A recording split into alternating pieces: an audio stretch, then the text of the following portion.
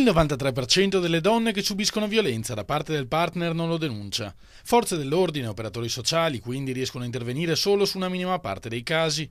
È il dato più significativo emerso al convegno sulla violenza familiare organizzato a Mestre dal coordinamento donne della FNP Cisl Veneto, il sindacato dei pensionati. La situazione resta dunque emergenziale nonostante la presa di coscienza e il cambio di approccio al fenomeno avvenuto negli ultimi tempi. Stiamo puntando non solo più sulla repressione ma anche su un intervento preventivo.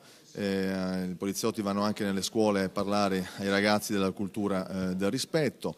Ci sono corsi di aggiornamento all'interno delle questure che vedono coinvolti anche persone estranee alla Polizia di Stato, ovvero sia l'intervento di professori universitari, di psicologi, di centri antiviolenza. Centri che in molti ambiti sono diventati l'interlocutore ideale per chi ha paura di chiedere aiuto, come le vittime di persecuzioni domestiche, ma non solo. È un'assoluta novità l'iniziativa del Centro Antiviolenza Petra di Verona, che a giugno ha aperto un punto di ascolto dedicato esclusivamente al recupero dell'uomo violento. Uomini che riconoscono di avere un problema nella gestione delle relazioni affettive e vogliono fare un percorso per